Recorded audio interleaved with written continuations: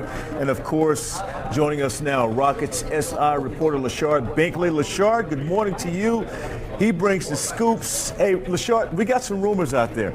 I need you to either affirm or dispel. First of all, the Steven Adams rumor. What's going on with that?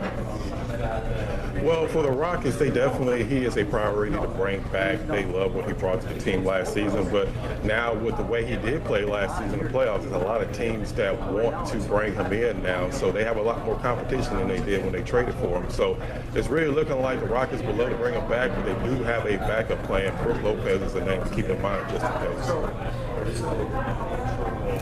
Now, I know there's some other things we started talking about before the playoffs, before the NBA playoffs and the NBA championship actually got heated up as far as the Rockets are concerned.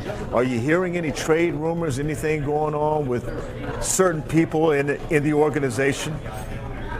Well, I know that a lot of talk has been about Kevin Durant, but I think that a lot of that's really come from the Phoenix side because they are the desperate team in this situation. The Rockets don't necessarily have to make a move. I think the one player the Rockets would be willing to break up their young core for is for Giannis Antetokounmpo. I think any other player, less than a top 10 player, the Rockets are trying to bring back the same core and then just adding to that core to improve on what it is this season.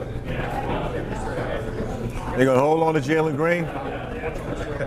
I think ultimately they will. If I had to put money on it, I'm not a betting man, but if I did, I would believe that Jalen Green and Alperen Sengun more than likely would be back next season. Yeah, I'm inclined to believe with you as well. All right, let's talk about the NBA championship. You have OKC and the Pacers. We saw what OKC did to Minnesota and the Pacers. Oh boy, to the Knicks, and we'll talk about what happened with the Knicks in a moment. But who are you liking in that series? I mean, Indianapolis is a great Cinderella story. Nobody had them coming out of the East, but ultimately Oklahoma City was the best team all season long. They have the top 5 offense and top 5 defense, and they have the MVP. I think that Indianapolis will get a game or two, but I really have Oklahoma City in 6.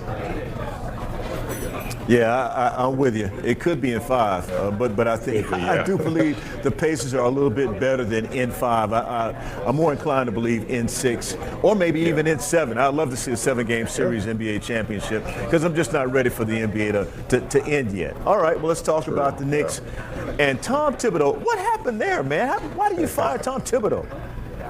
I think it again shows that this is a player league more than it ever has been. I think Leon Rose, the general manager for the Knicks, talked to some of the top players on the Knicks, and after that conversation, that's when they made the decision to fire Tom Thibodeau. And I think that just lets you know that the players are the ones that really run this league, and that really no coach is safe no matter how much success they've had in the past.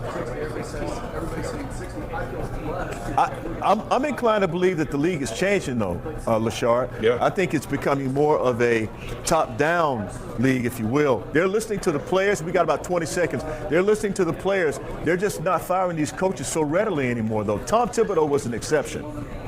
Yeah, like I said, ultimately it really comes down to if your top players don't have your back, then the front office has no problem firing you, even though you're still under contract. Stop all that, man. Really do. All right, well, at least the coaches are making more money now. He's Lashard Binkley, Rockets SI. Certainly appreciate your time, sir, with all the scoopage. We'll see you next time. All right, thank you, Nate. All right, thank you, guys. All right, guys, coming up next, John McClain joins us talking about the Texans and what's going on over on Kirby, guys. We're live here.